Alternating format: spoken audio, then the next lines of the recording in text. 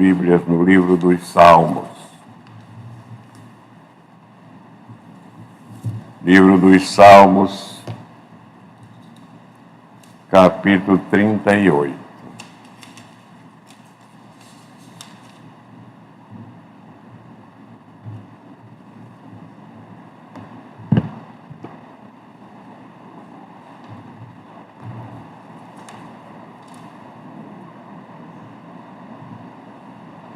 Arrependimento do pecador. Vamos fazer essa leitura do Salmo 38 de forma alternada. Não me repreendas, Senhor, na tua ira, nem me castigues no teu furor.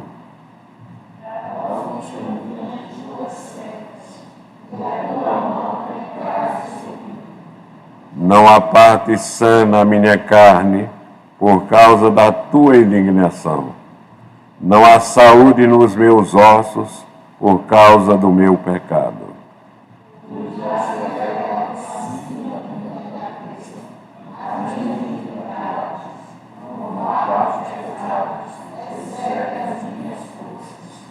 Tornam-se infectas e purulentas as minhas chagas, por causa da minha loucura.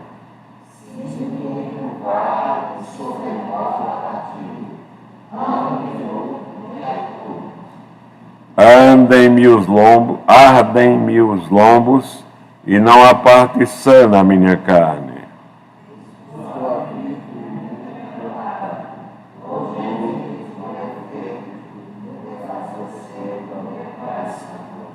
Na tua presença, Senhor, estão os meus desejos todos, e a minha ansiedade não te é oculta.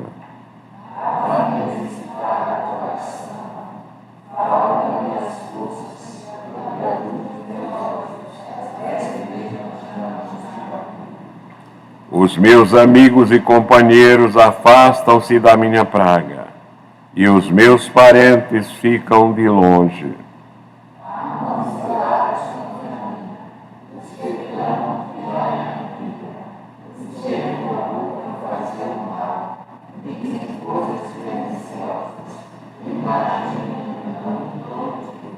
Mas eu, como surdo, não ouço, e qual mudo, não abro a boca.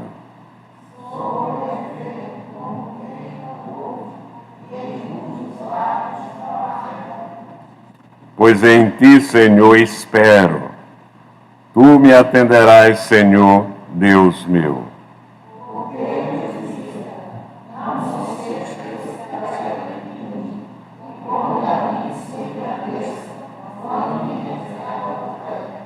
Pois eu estou prestes a tropeçar.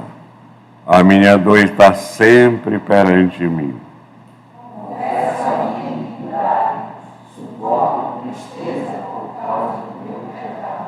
Mas os meus inimigos são vigorosos e fortes, e são muitos os que sem causa me odeiam.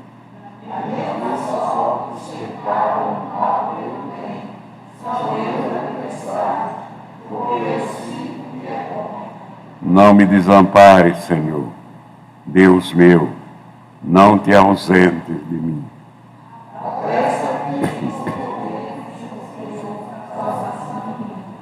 Que o Senhor nos abençoe. Oremos.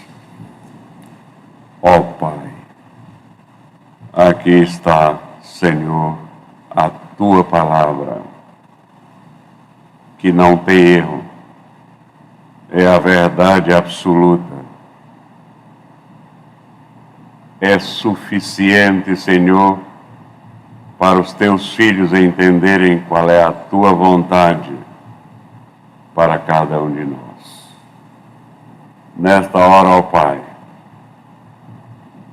em que a tua mensagem vai ser entregue,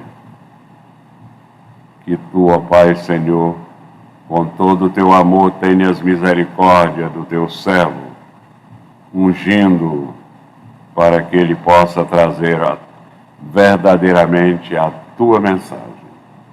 Ilumina a mente de todos aqueles que vão ouvi-la, para que possam, ó Pai, iluminados pelo Espírito Santo, ter o discernimento necessário para entendê-la e que possam colocar em prática no dia a dia de suas vidas. Em nome de nosso Senhor Jesus Cristo, hoje e sempre. Amém.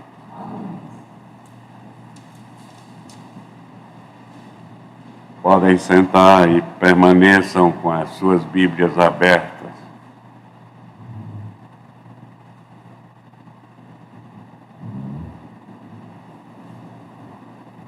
No Salmo 38. Como nós vemos logo no início, Davi estava sofrendo muito. Estava com um mal-estar muito perigoso.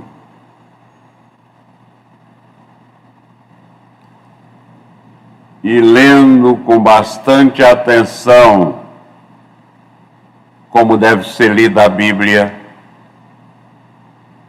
nós vamos logo entender que Davi reconhece que é um castigo que vem do Senhor.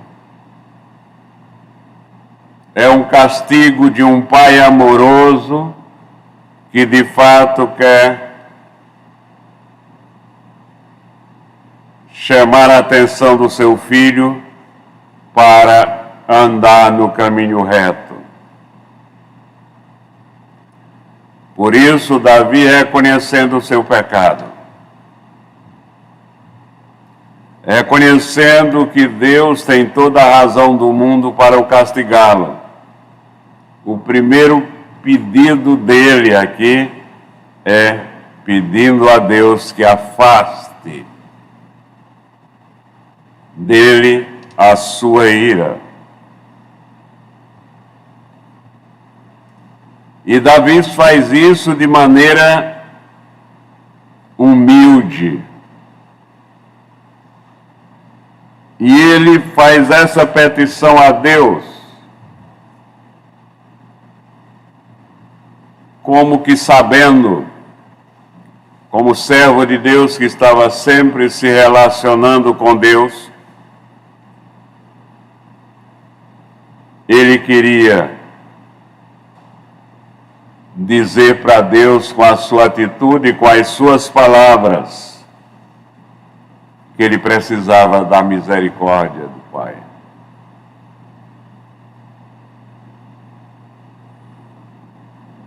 E por isso que ele detalha bem tudo o que ele está sofrendo. Cada um de nós tem a sua história. E cada uma das nossas histórias são histórias diferentes. Uma história diferente uma das outras. Algumas pessoas têm e contam histórias muito tristes de sua vida. Outras contam histórias de alegria na sua vida. Este salmo foi escrito por Davi há mais de 3.000 anos.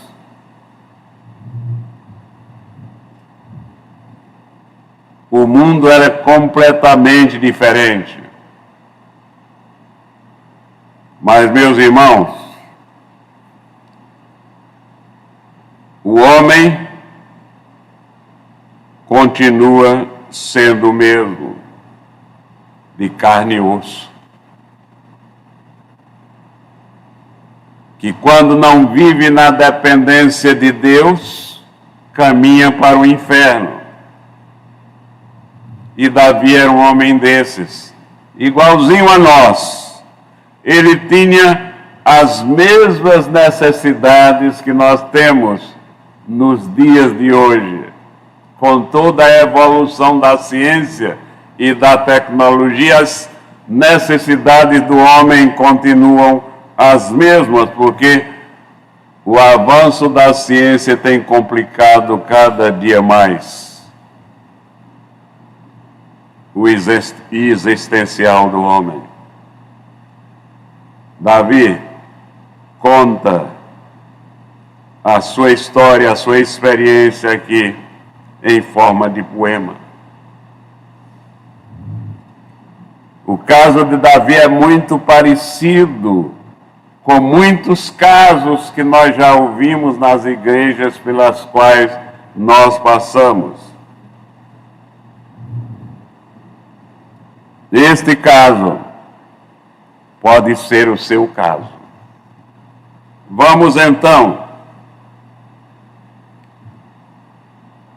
passear, prestar atenção mais demorada no que o salmista nos diz. Primeiro ele fala dos seus problemas físicos. E ele reconhece que a sua enfermidade é por causa dos seus pecados.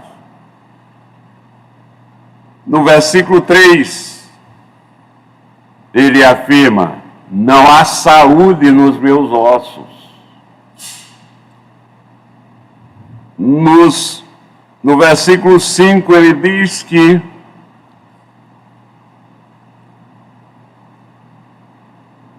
as chagas, suas chagas eram purulentas e infectas. No versículo 7 ele fala que os seus lombos doem muito, ardem-me os lombos. No versículo 7 ele diz: não há parte sã na minha carne, está tudo doente. No versículo 10, por causa desta situação, o meu coração bate excitado. E no versículo 17 ele diz: a minha dor está sempre perante mim, dor o tempo todo. Estes eram os problemas físicos que Davi estava apresentando a Deus. Mas ele tinha também problemas emocionais, como nós temos também. Além dos problemas de saúde, ele também tem problemas emocionais. Veja o versículo 8. Estou aflito e muito quebrantado, dou gemidos por efeito do desassossego do meu coração. O coração está aflito e está inquieto. No versículo 11, ele reclama da solidão. Os familiares ficaram longe, né? Versículo 11 ele diz: os meus amigos e companheiros afastam-se da minha praga, e os meus parentes ficam de longe. Então, ele estava sofrendo de solidão, por isso no versículo 8, ele diz que está muito triste. Então, estes foram os seus problemas emocionais apresentados aqui. Mas ele apresenta aqui mais problemas ainda. Nós podíamos dizer, pobre homem esse Davi. Problemas em cima de problemas. Quando ele descreve a sua vida, ele fala também no versículo 6: sinto-me encurvado e sobre modo abatido, ando de luto o dia todo. Encurvado, abatido, enlutado. No versículo 2 ele diz: além de tudo, além de toda essa situação de enfermidade, no versículo 12 ele diz: armam ciladas contra mim os que tramam tirar minha vida, Os que me procuram fazer o mal dizem coisas perniciosas e imaginam me enganar todo dia. Então, meus irmãos, correndo risco de vida. No versículo 17 ele diz: pois estou prestes a tropeçar, a minha dor está sempre perante mim. Ele está claudicando, coitado, sem conseguir nem andar. E no versículo 19: mas os meus inimigos são vigorosos e fortes, e são muitos os que sem causa me odeiam. Davi era odiado. Então, meus irmãos, por que o cuidado de apresentar os problemas físicos de Davi, os problemas emocionais e outros problemas? Porque nem eu nem você, nenhum de nós passou por uma situação igual a de Davi. Ele tinha muitos problemas. Se Davi vivesse nos dias de hoje, e não fosse Davi um filho de Deus que confiava em Deus, ele ia procurar um psiquiatra, um clínico, um terapeuta famoso. E talvez recebesse dele, do especialista, um desengano. Então Davi sabe onde está a solução, então ele busca a solução. É interessante que esse homem que viveu há 3.000 anos está de fato passando para nós uma experiência inspirada pelo Espírito Santo para mostrar para cada um de nós que há solução. E ele está mostrando a sua própria experiência. Mesmo que não hajam tratamentos moderníssimos, Davi entendeu que para o cristão, aquele que tem fé, há esperança.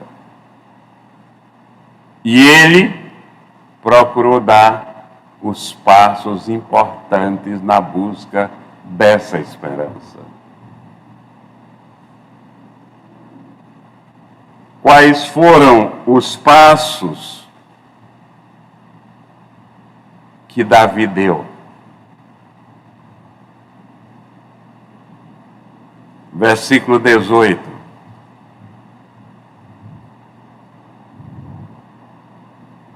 Confesso a minha iniquidade, suporto tristeza por causa do meu pecado. Nós devemos aprender, meus irmãos, a buscar Deus, em vez de ficar colocando a culpa em tudo e em todos. Quando, via de regra, a culpa é só nossa. Então, qual é o ensinamento aqui? Que a primeira coisa que nós devemos fazer é buscar a Deus e confessar o nosso pecado a Ele. Esta é a razão pela qual na liturgia do culto, de todo culto a Deus, há um momento de contrição e arrependimento. É a oportunidade que nos é dada toda vez que nós nos reunimos para cultuar a Deus, de dar o primeiro passo. Confessar os nossos pecados a Deus. No versículo 9, nós vemos um segundo passo. Na tua presença, Senhor, estão os meus desejos todos. Na tua presença, Senhor, estão os meus desejos todos, e a minha ansiedade não te é oculta. Então, o primeiro passo é confessar os nossos pecados a Deus. Você vai dizer, mas Deus é onisciente, Ele sabe os meus pecados. Mas Deus tem uma revelação para nós, que é a sua palavra, a Bíblia Sagrada, que Ele diz para nós qual é a vontade dEle. A vontade dEle é que eu reconheça o pecado e confesse a Ele. O segundo passo de Davi aqui, no versículo 9, é que ele levou as suas ansiedades a Deus.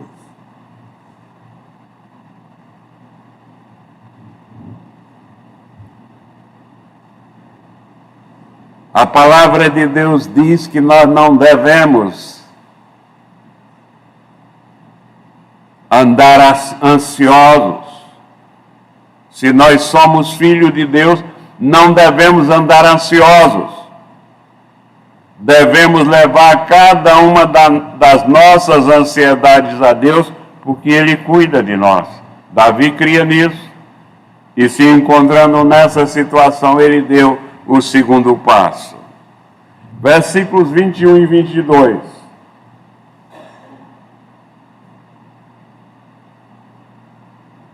Não me desampares, Senhor Deus meu, não te ausentes de mim, apressa-te em socorrer-me, Senhor, salvação minha.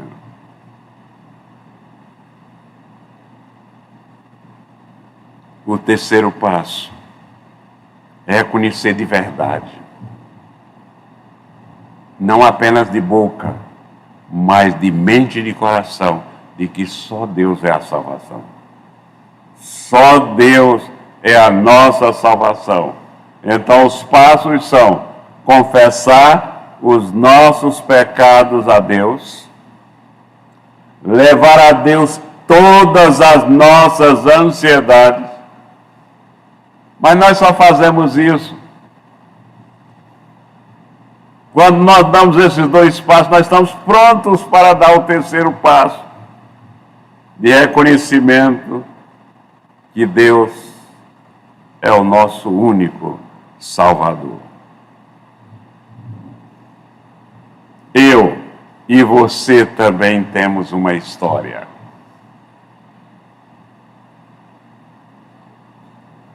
Talvez em algumas coisas história semelhante à do salmista, que conta aqui no Salmo 38. Este salmo pode ser a pauta de uma escrita, de um poema, no dia 8 de janeiro de 2023. Atualíssimo. O que isso quer dizer? É que o homem foi sempre o mesmo. O homem sempre andou cheio de problemas, sempre em conflito. E só Deus é a salvação. Mas o processo que Deus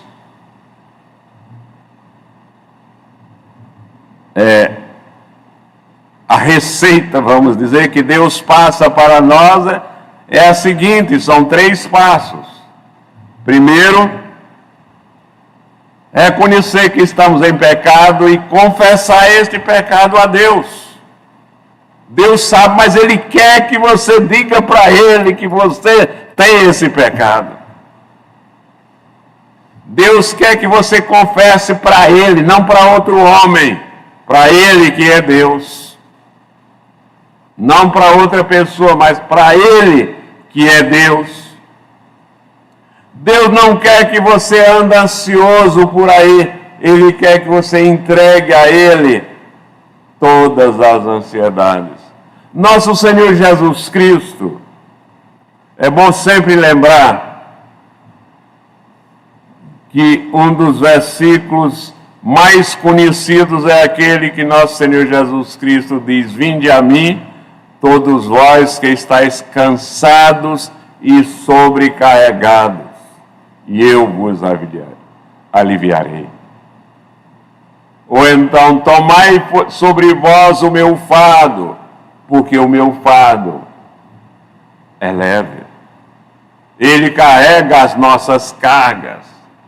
Nós, como filhos de Deus, não devemos andar ansiosos, devemos levar as nossas ansiedades a Deus e reconhecê-lo como Deus da nossa salvação.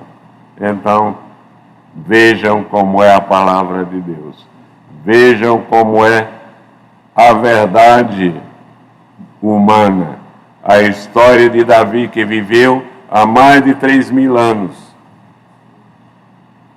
continua se repetindo em bilhões de vidas nos dias de hoje.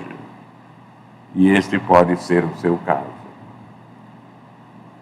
E na mensagem de hoje você está vendo as orientações, os passos que a Bíblia nos orienta para sairmos desta grande dificuldade. Todos aqueles que dão estes passos estão na lista daqueles que têm Deus como a única esperança. Não devemos ter esperanças em imagens de esculturas. Não devemos ter esperança em homens, por mais poderosos que eles sejam. Não devemos ter esperanças nele. A nossa única esperança está em Deus. Por quê? Porque Ele é o Criador dos céus e da terra. Ele é o Todo-Poderoso, soberano, que é dono de todas as coisas. Portanto, em vez de entregar a sua vida a qualquer coisa ou a qualquer pessoa, entregue sua vida completamente a Deus. Entregue o seu caminho ao Senhor. Confia nele e o mais ele fará. Em Cristo Jesus, nosso Senhor, hoje e sempre. Amém.